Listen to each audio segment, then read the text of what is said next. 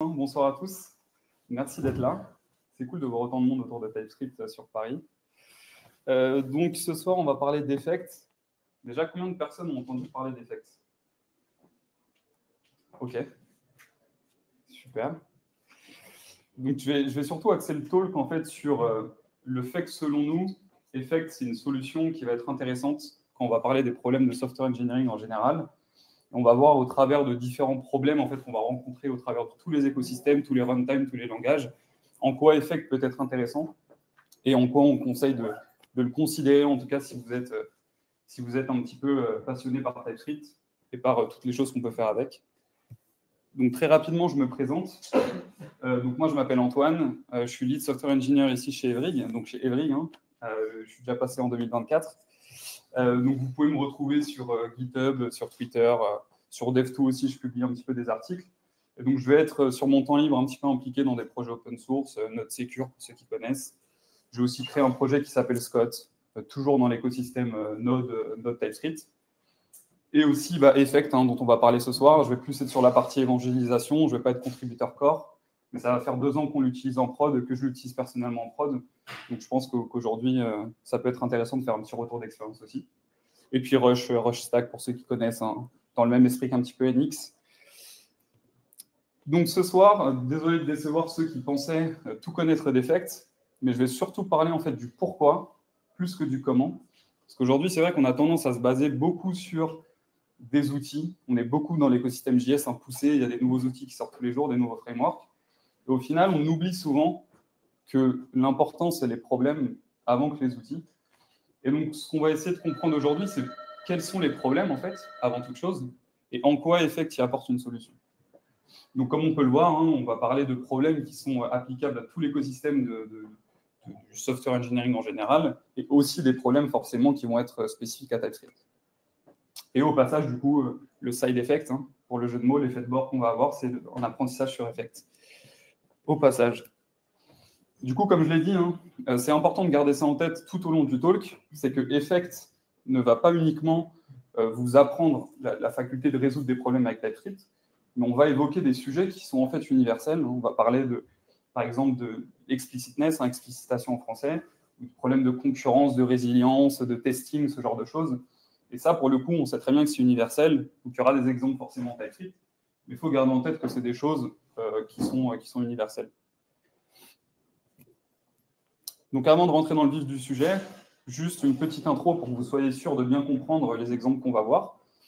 Pour être sûr d'avoir un petit peu de contexte quand même, parce qu'on va avoir pas mal de snippets de code. En fait, le principe, c'est que je vais mettre un petit peu côte à côte du code TypeScript sans Effect et du code TypeScript avec Effect.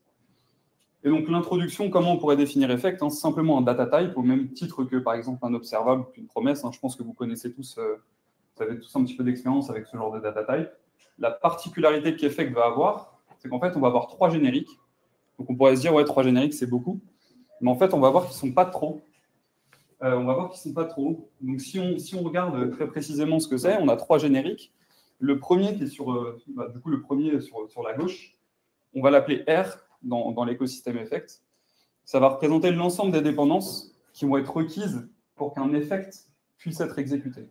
On verra ensuite ce que ça signifie puisse être exécuté. Et pour l'instant, il faut juste garder en tête que c'est une représentation sous forme d'union de toutes les dépendances qui vont être requises pour que l'effect puisse être exécuté.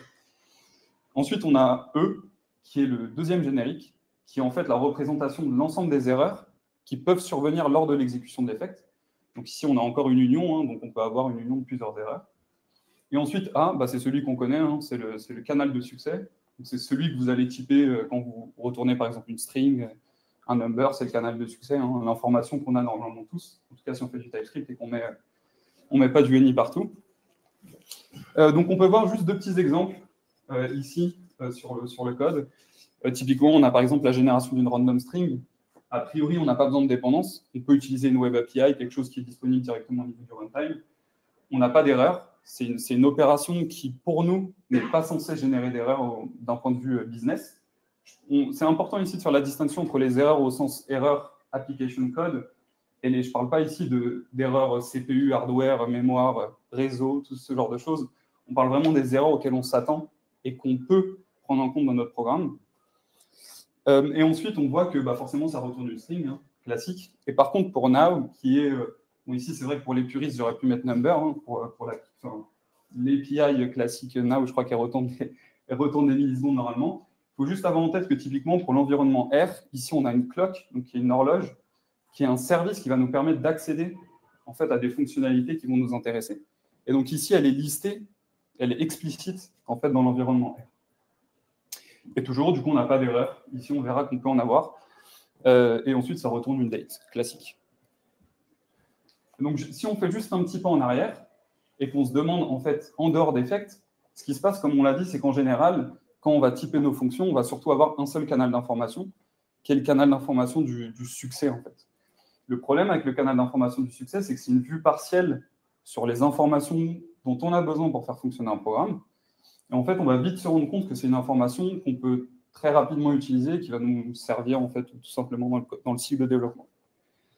Et donc au passage, on y laisse un petit peu la sérénité, hein, parce que comme on va le voir, il y a des choses qu'on aimerait savoir avant l'exécution du programme. Donc utiliser le compiler hein, statiquement pour connaître ou non les choses dont on a besoin, les choses qui peuvent se produire. Et là, c'est vrai qu'on le met un peu de côté et qu'il y a une information qui est délaissée. Donc, on va commencer par la partie explicitation. Donc, rendre son code explicite, hein, comme on l'a vu sur la slide d'avant, c'est l'art de rendre son code transparent, qui permet de donner toutes les informations dont on a besoin avant qu'on l'exécute. Et donc, typiquement, ici, si on se base sur une opération purement synchrone, on a une première fonction qui s'appelle generate random number, dont l'implémentation est masquée volontairement. On se dit que voilà, on ne sait pas réellement, ou alors on n'a pas regardé le code de la librairie qui est à l'intérieur. Et ensuite, on va vouloir se baser sur ce contrat-là qui définit qu'on utilise un number. Donc, on s'attend à recevoir un number. Par contre, ce qui se passe, c'est quand on va consommer ce code, ben, en fait, on va avoir une petite surprise. C'est que globalement, on a une runtime exception qui pète. Alors ici, je grossis un peu le trait. Ce sera très rarement le cas pour la génération de nombres aléatoires. Mais il faut garder en tête que si on se fie uniquement au contrat qui nous est décrit comme étant number, et qu'on ne va pas introspecter ou qu'on ne va pas parser tout le code pour déterminer est-ce qu'à un moment, j'ai une exception qui va être lancée, bon, en fait, on peut se faire avoir. Et donc, la problématique, hein, vu que l'humain essaie quand même d'apprendre de ses erreurs, on va vite se retrouver dans un cas où on essaie d'appliquer des patterns de code défensifs, à partir desquels on va se dire, très bien, je me suis fait surprendre une, deux fois, et ce qu'on va maintenant faire, c'est de mettre des try-catch. Parce que les try-catch, ça nous permet de recover d'une erreur. Ça nous permet justement de s'assurer qu'on va pouvoir fournir un comportement alternatif dans le cas d'une erreur. La problématique qu'on a, c'est comme vous le savez, hein, les erreurs ne sont pas typées.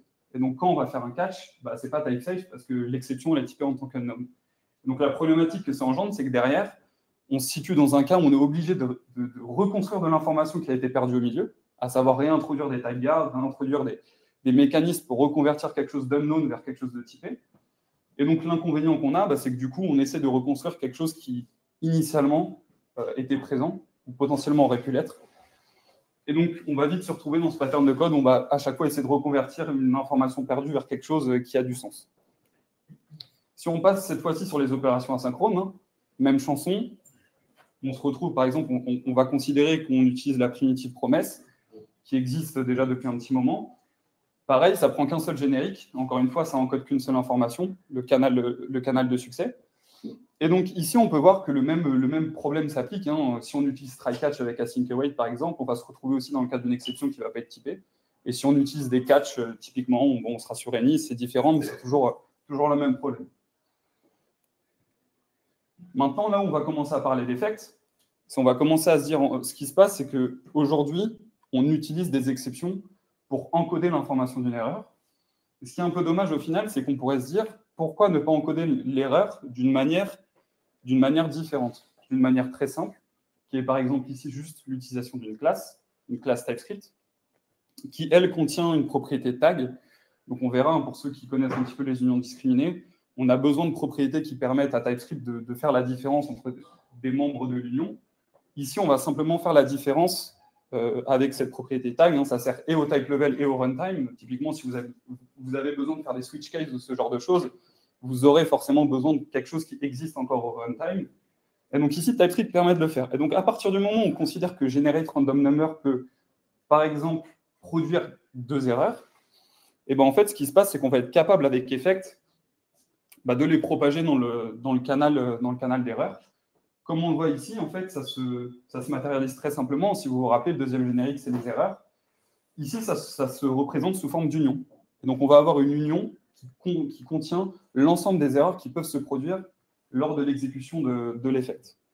Et donc ça, c'est cool parce que ça nous permet une chose, c'est que derrière, on va avoir la possibilité de faire du pattern matching, on va avoir la possibilité de filtrer, de mapper, de faire plein de choses intéressantes avec, vu qu'on a l'information et qu'elle est disponible. Typiquement, ici, on fait du pattern matching exhaustif. Pour ceux qui savent, on est obligé par le compilateur de traiter tous les cas de l'union. Ici, comme on peut le voir, on a un pattern matching exhaustif parce qu'on traite tous les membres de l'union. Et la petite magie d'effect, c'est qu'en fait, une fois qu'on traite toutes les erreurs qui existent, donc ici avec du pattern matching exhaustif, c'est qu'en fait, le canal d'erreur, il passe d'une union à quelque chose de never. Et donc, en fait, on a l'information de nouveau qui nous dit on a géré toutes les erreurs qu'il fallait gérer. Et donc, plutôt que ça vienne polluer l'ensemble du control flow par la suite, effect exprime ici qu'en fait, on a géré toutes les erreurs et qu'il n'y en a plus dans la suite du code à gérer. Donc, c'est intéressant parce que l'information monte, mais elle descend aussi. Et donc, ici, ce qui est cool, c'est qu'après, on est sur un canal d'information qui a never, et donc on sait que pertinemment, on n'a plus rien à faire avec les erreurs.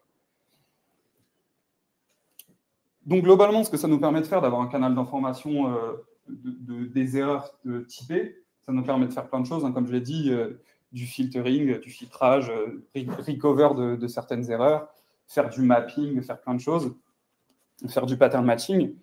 Donc ça, c'est un premier point. Donc ça, c'est les deux choses qu'on a vues, le canal de succès qu'on n'a pas évoqué, parce qu'en fait, c'est ce qu'on connaît déjà tous.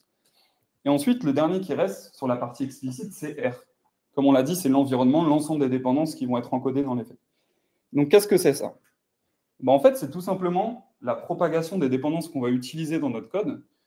Je pense que tout le monde ici sera d'accord pour dire qu'à un moment ou à un autre, on a utilisé des dépendances qui sont implicites. On a du couplage qui se réfère à un scope global, qui se réfère à des dépendances qu'on n'arrive pas facilement à tester, ce genre de choses.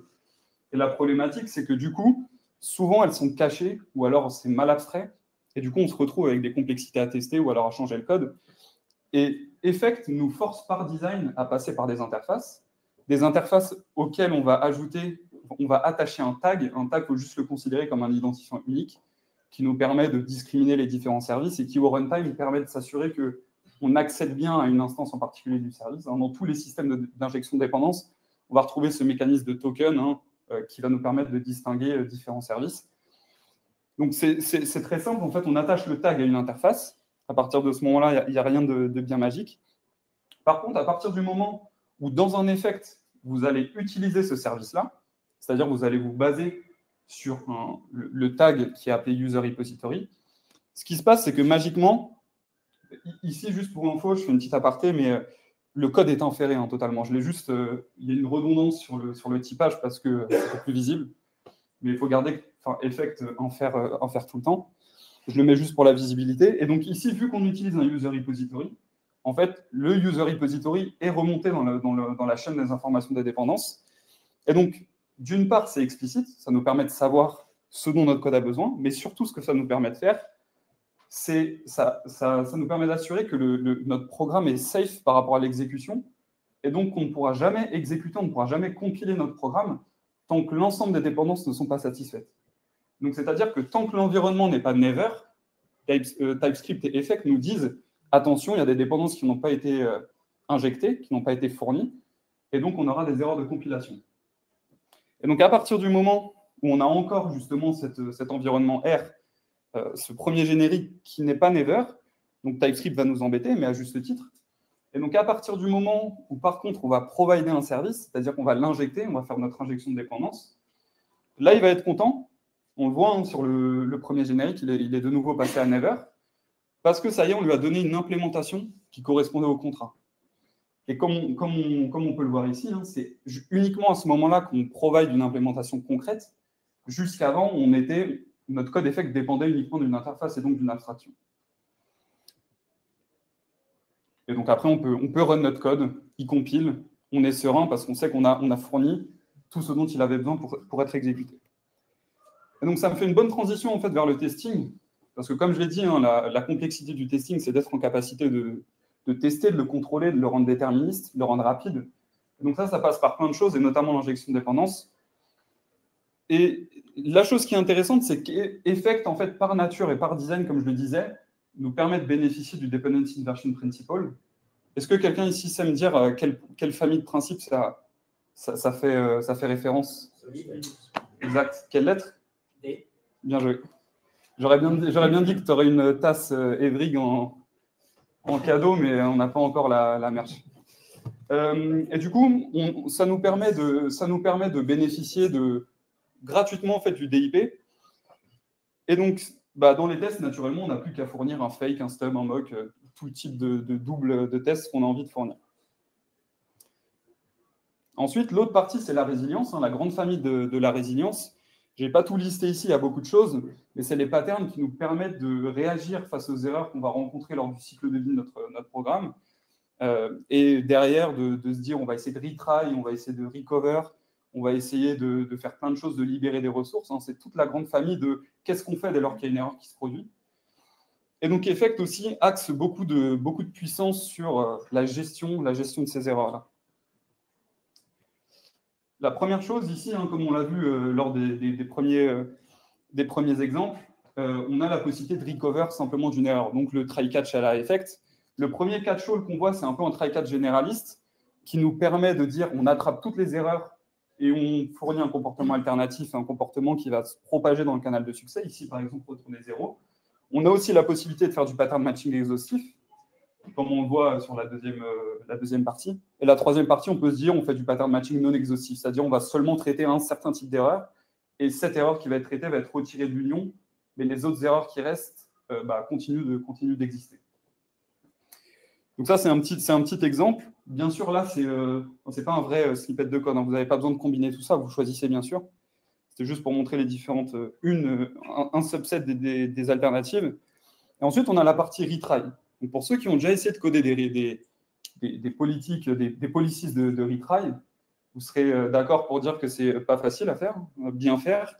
Et la complexité, surtout, c'est quand on va essayer de commencer à combiner différentes policies de retry. Donc, typiquement, si je ne sais pas si des gens ont déjà entendu parler de, par exemple, exponential backoff ici. Ouais. Donc, globalement, c'est simplement des mécanismes de retry qui permettent d'espacer plus ou moins dans le temps les essais en fait, entre chaque call pour être sûr qu'on n'harcèle pas les back-ends tant qu'ils sont dans un état instable, par exemple. Et donc, avec Effect, on a la possibilité de définir ce qu'on appelle des schedule policies qui sont, pour le coup, indépendantes des erreurs. Et c'est important de montrer un use case. Et typiquement, ici, on va pouvoir, je ne vais pas détailler parce qu'on n'a pas trop le temps non plus, mais typiquement, on peut voir qu'on a un snippet de code où on définit une policy de récurrence, où on va dire, voilà, on a envie de réessayer 5 fois. Entre les 5 fois, on essaie d'ajouter un délai. D'accord. Ensuite, on va essayer de récupérer l'information de combien de temps a déjà été écoulé depuis le premier retry pour ensuite recomposer quelque chose derrière. Donc, on arrive vraiment à exprimer des choses très puissantes. Et l'intérêt de ça, c'est que derrière, en fait, ces policies-là, vous pouvez les réutiliser pour soit faire tourner des background jobs, en fait, si vous avez envie d'encoder un cron job avec Effect, vous pouvez. Mais vous pouvez aussi le combiner avec un Effect retry, le retry qui permet de dire tant qu'il y a une erreur et tant que la policy en fait est pertinente, on continue de réexécuter l'effect. Ensuite, on peut parler aussi des interruptions, des besoins en clean-up. Ça, c'est malheureusement quelque chose aussi où, en termes de primitives, on manque un petit peu au niveau de l'écosystème JS. Typiquement, on peut voir le premier exemple, promise.race. Je ne sais pas combien de vous l'ont déjà utilisé, mais en tout cas, si vous n'étiez pas au courant, le gagnant de promise.race, certes, retourne le résultat rapidement, en tout cas plus ou moins rapidement. Par contre, les autres, ils continuent de run en background et continuent de mobiliser des ressources, donc ils ne sont jamais interrompus. Donc, pour peu que vous ayez besoin d'exit le programme, vous ayez besoin de recontinuer de remobiliser des ressources, en fait, tant que toutes les autres opérations n'ont pas elles-mêmes fini, indépendamment de la course, et en fait, elles continueront de s'exécuter. Donc après, on a des patterns tels que Abort Controller, qui ont été introduits récemment, qui nous permettent de modéliser un peu ces chaînes d'interruption. Mais comme on le voit, en fait, c'est très vite verbeux. C'est un contrôle flow qui est un peu compliqué à mettre en place et on se retrouve vite dans des problématiques de props drilling qu'on pourrait avoir avec React, où on doit passer le signal de tout en haut de l'arbre à tout en bas pour s'assurer que toutes les opérations d'un même contexte soient traitées de la même manière. Et donc, avec Effect, par exemple, ce qui est intéressant, c'est qu'effect par nature supporte les interruptions, c'est-à-dire qu'un effect par nature est interruptible. Et donc, ce que ça nous permet de faire, c'est de simplement, dans le flow de notre code, simplement définir des handlers, par exemple, qui disent en cas d'interruption, j'ai envie de faire ci, ou en cas d'interruption, j'ai envie de faire ça. Et naturellement, en fait, on supporte, comme on peut le voir en ligne 5 à peu près, on a par exemple un handler qui permet de réagir sur une interruption, ou bien en dessous, on a un background job qui est un peu comme un use effect pour ceux qui peuvent faire le parallèle. Au lieu de retourner une fonction qui nous permet de dire quand le component est détruit, on exécute la fonction. Ici, c'est un peu le même principe, c'est quand l'effect va être interrompu, on exécute l'opération qui est retournée. En l'occurrence, ici, est le clear de l'intervalle. Après, l'autre partie qui est intéressante et que je vais essayer aussi de vous transmettre, c'est la partie sur la concurrence. Donc ici, ce qui est sympa avec la concurrence, c'est qu'il n'y a pas un runtime ou il n'y a pas un écosystème qui est implémenté de la même manière. Mais par contre, c'est toujours le même problème. On a des deadlocks, on a des race conditions, on a plein de choses. Et donc, j'aime bien la citation de Rob Pike, même si de manière totalement humble, je la trouve un petit peu incomplète, qui dit que en fait, la concurrence, c'est l'art de gérer plein de choses à la fois. Je rajouterais juste que c'est surtout l'art de gérer correctement plein de choses à la fois. Parce que je fais un petit peu la transition pour Alexandre après, mais je pense qu'il va vous parler de la complexité au final que ça représente de gérer des opérations concurrentes avec JS. Et c'est vrai qu'on a on a un faux sentiment de facilité. Et en fait, ce n'est pas du tout simple, même avec JavaScript, de bien gérer ça et de contrôler l'exécution concurrente. Et donc, le dernier point que j'ai envie de vous transmettre, c'est surtout sur le contrôle de l'exécution concurrente. Donc la différence entre bounded versus unbounded, la traduction française, c'est globalement limité versus non limité, borné, non borné. Et donc, un cas que vous connaissez bien de concurrence qui est non contrôlé, non limité, c'est promise.all, en fait. Parce que promise.all, la problématique qu'on a, c'est qu'en fait, il ne nous permet pas de contrôler le nombre d'opérations qui vont être exécutées en parallèle, parce qu'en fait, c'est par nature, les promises seront déjà exécutées de manière eager. Et la problématique qu'on a, c'est que si on ne contrôle pas le dataset en entrée qui arrive sur promise.all, en fait, on peut se retrouver avec 1000, 2000, 1 million d'opérations concurrentes et qui peuvent égoïstement mobiliser tout le CPU, toute l'event loop.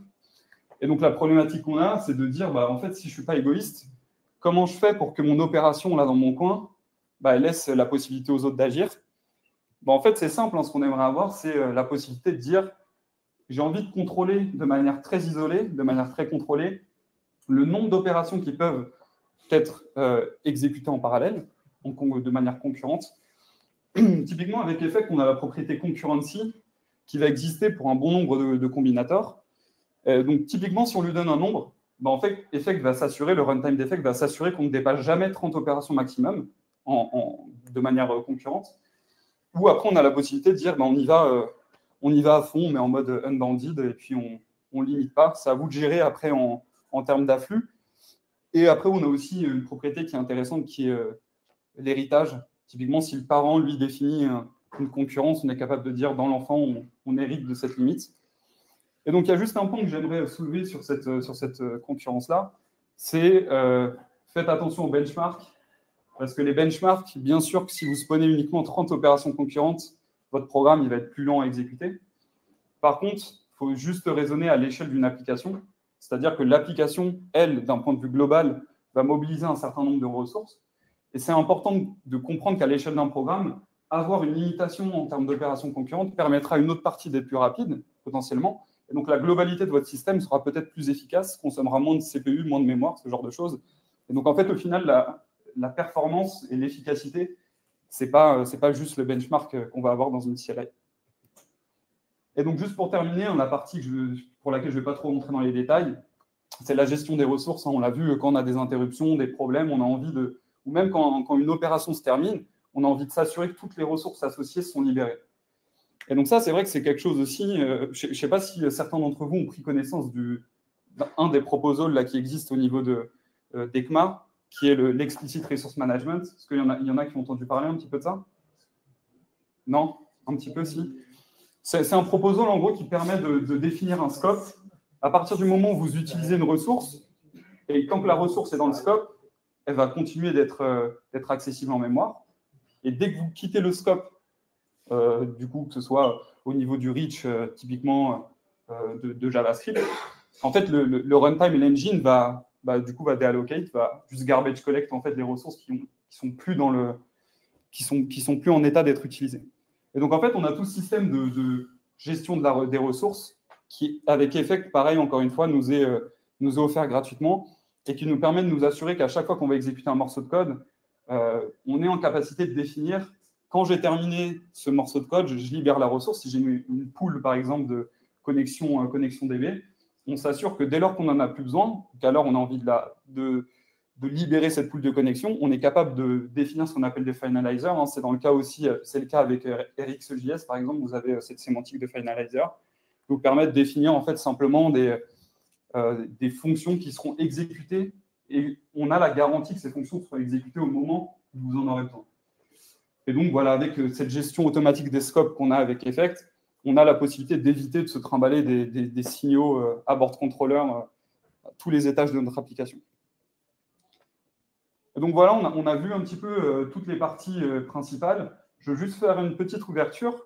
Toutes les choses qu'on a vues ici, c'est important de comprendre que Effect, c'est une seule librairie. Il y a quelques temps de ça, c'était encore un écosystème un peu chardé en termes de librairie. Il faut comprendre que là, tout ce qu'on a vu et tout ce qui est affiché à l'écran, en tout cas sur la partie de gauche, est inclus dans la seule librairie qui existe aujourd'hui, qui est Effect. Et donc, vous avez tout ça gratuitement. Vous avez un écosystème de modules vraiment très riche qui vous permettent de résoudre ces problèmes-là et qui est intégré directement au corps. Donc, en termes de maintenance, pour ceux qui font un peu d'open source ou même ceux qui gèrent des projets en entreprise, la maintenance, c'est quand même un critère important. Et quand vous n'avez pas besoin de gérer de la concurrence avec une lib, vous n'avez pas besoin de gérer, par exemple, des Either ou des results avec, par exemple, TS, je ne sais plus comment ça s'appelle, TS Result, je crois, justement. En fait, vous unifiez tous les besoins que vous avez au niveau d'une application dans une seule librairie. Et ça fait quand même, c'est quand même super important. Et après, on va retrouver des packages un peu écosystèmes qui fleurissent. Parce que Effect, c'est quand même assez récent, malgré le fait que ça a beaucoup de R&D déjà dans les jambes. Mais l'écosystème commence à fleurir de plus en plus et on se retrouve avec forcément des adapteurs pour tous les types de frameworks, tous les types de librairies, etc., etc. Donc voilà, c'est tout pour moi sur la presse pour Effect. Merci d'avoir écouté.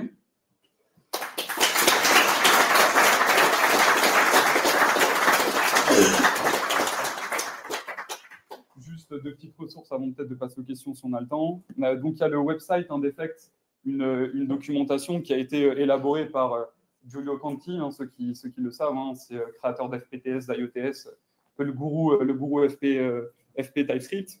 Donc on a vraiment du solide derrière l'équipe. Quand je dis on, je ne m'inclus pas dedans. J'en profite, c'est mon moment de gloire avec le talk.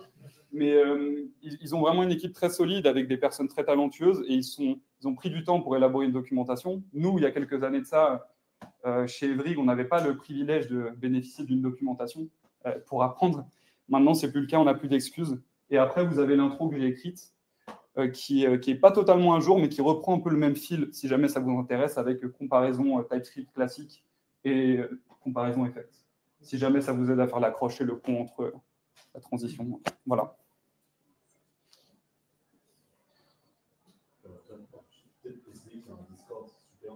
Ouais, c'est vrai que je ne l'ai pas linké. Il y a un Discord. Je n'ai jamais vu un Discord aussi actif. Le créateur de la lib, il vous répond dans la minute. Il est un peu insolent parce qu'il arrive à répondre à toutes les questions. Mais vous apprenez beaucoup au passage. Donc, je vous invite vraiment, si ça vous intéresse, au moins de près ou de loin, à rejoindre le Discord. Mais voilà, c'est vraiment un vivier de connaissances, de ressources et de partage.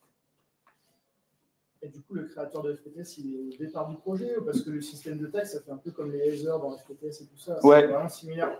Alors non, pas du tout. Le créateur de la librairie s'appelle Michael Arnaldi, c'est aussi un Italien. Il y a un peu la mainmise italienne sur le FP avec TypeScript. Mais ils se connaissent bien et en fait, ils ont convergé il n'y a pas longtemps sur l'unification des deux écosystèmes. Donc, il a été décidé que les teams s'allient un petit peu, entre guillemets. Parce qu'en fait, le créateur de FPTS travaillait sur quelque chose qui s'appelait Scheme. En fait, je crois que maintenant, j'ai vu un truc passer où ce truc-là, il va le basculer sur Effect. Je ne connais pas. De l'IOTS. Ok, non, je n'avais pas entendu parler, mais. Tu l'as dans ta liste sur mon travail. Schema, ok, pardon. Schema, pardon. Ouais, non, oui, en effet. En effet, c'est lui qui l'a créé, la lib, entièrement. C'est ça, en fait. C'est lui qui l'a créé. Après, elle est compatible en dehors du scope d'Effect. Ouais. Pour ceux qui ne connaissent pas, c'est un peu comme Zod, etc. C'est intégrable avec Effect et c'est intégrable aussi avec d'autres choses. À la base, c'était la V3 de ETS. C'est ça. Hein. C'est ça, mais du coup, vu ils ont fusionné, en fait, maintenant, ils développent au sein de l'organisation Effect. Donc, autant dire que voilà, si vous avez des questions au TypeScript, je pense qu'il n'y aura pas de souci. Voilà. Je ne sais pas s'il y a d'autres questions. Oui. Non, vas-y. Tu as parlé justement de FPGS. Il y a d'autres librairies un peu comme ça qui sont, on va dire, un peu brutes sur le niveau functional programming. Est-ce que c'est plus abordable et est-ce que Effect, tu l'utilises pour vraiment beaucoup de choses et tu le mettrais dans les mains de beaucoup de personnes? Oui, alors c'est une bonne question. Juste répéter la question. Ah oui, bien sûr. Oui, non, c'est vrai que... du coup, la question, c'était par rapport un peu à la learning curve, pour quelqu'un qui n'a pas forcément de background en FP, par rapport à l'utilisation de lib isolé, est-ce que Effect, c'était un peu déjà justifiable dans tous les contextes? Est-ce que c'est dur du coup à se faire un modèle mental autour? En fait, la réponse est il y a forcément une learning curve.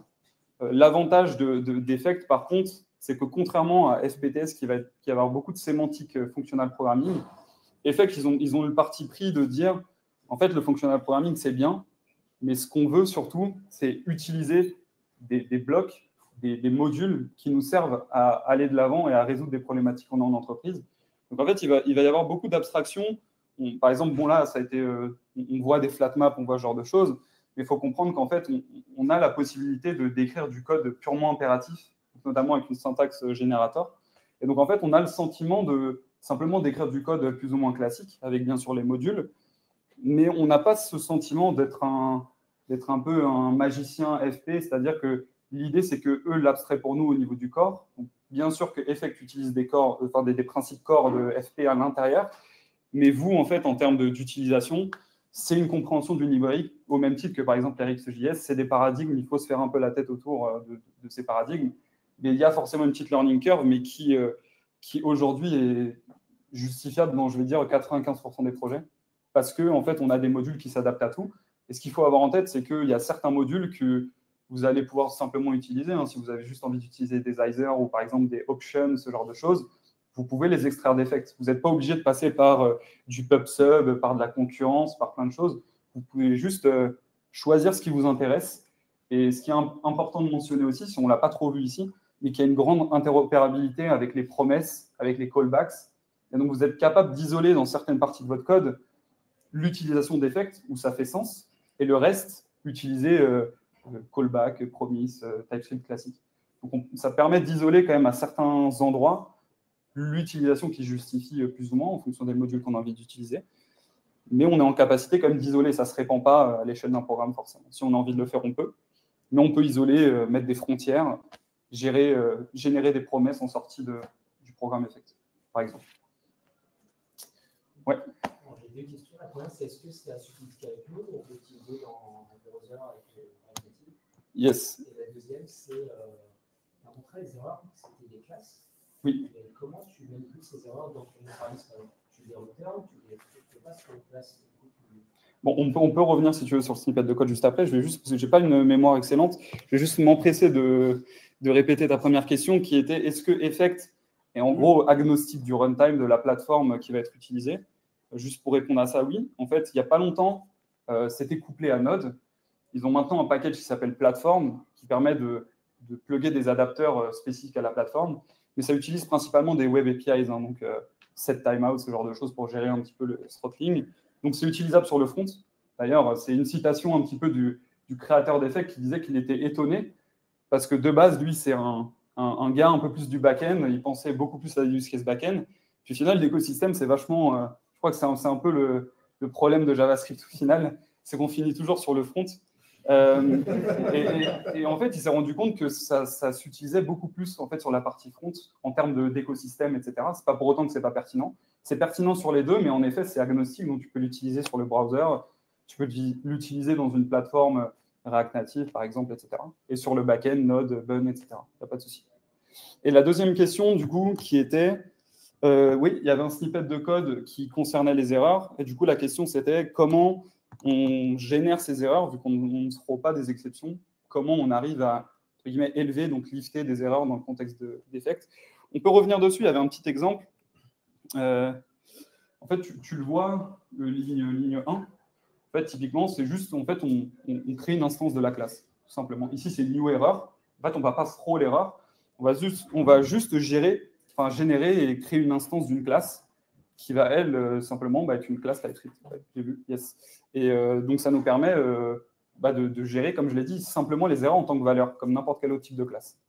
Et donc, tu as différentes possibilités. On l'a aussi ici, FileSync qui prend, pour le coup, une lambda qui permet de générer une erreur aussi. Donc, on a plein de primitives qui permettent, en fait, de générer des erreurs.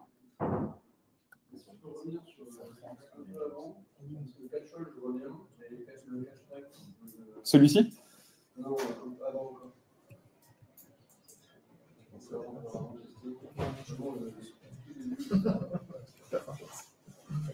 Celui-ci ? Celui-ci ? En fait, comment tu fais, parce qu'on voulait en JavaScript, comment tu fais ton pattern matching le pattern matching, comment il fonctionne en fait, le pattern matching ici, c'est conventionnel, c'est-à-dire que la propriété en général qui est utilisée pour discriminer les unions, c'est connu, c'est tag, underscore tag. Donc l'écosystème effect, en fait, va baser le pattern matching sur cette propriété-là. Ça pourrait être autre chose, hein. C'est juste conventionnel, c'est ce qu'on appelle un tag en général. Et donc du coup, ici, c'est la propriété dont on a besoin, en effet. Ça pourrait être autre chose, hein. C'est conventionnel, encore une fois. Mais il faut bien qu'il y ait une propriété qui soit partout dans les membres de l'union, qui soit partagée, et qui, en effet, nous permette de faire, de discriminer, tout simplement. Ça pourrait être autre chose, simplement, c'est conventionnel, c'est comme ça, c'est le pattern matching. Si on regarde dans F#, ce genre de choses, ça va être aussi, on va souvent parler de tag. Une dernière question, éventuellement. On va passer là-dessus. Yes.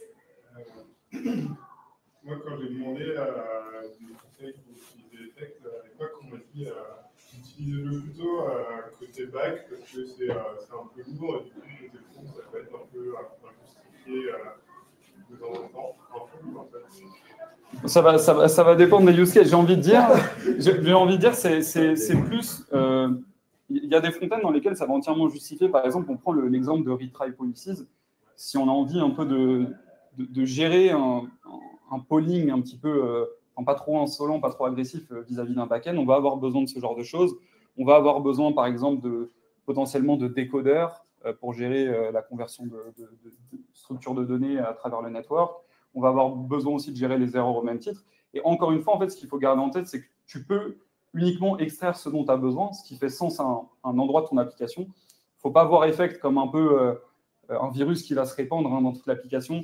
Vous êtes encore en maîtrise de la chose, c'est-à-dire que, encore une fois, s'il y a une partie de code qui fait sens, vous pouvez très bien utiliser, importer un module qui vous intéresse. Mais encore une fois, allez checker ça, mais il y a énormément de patterns front qui ressortent, parce qu'on se rend compte que c'est les mêmes problématiques, en fait. Tous les points qu'on a évoqués ici sont valables pour le front et valables pour le back-end. Donc, voilà, vous ne mettez pas de barrière, essayez. Prenez le temps de bien comprendre les façons de faire, les concepts, et puis vous verrez que ça se justifie à beaucoup d'endroits, beaucoup plus que vous ne le croyez. C'est bon ? C'est bon, après, pas de questions. Merci beaucoup, en tout cas, c'était très intéressant. Merci.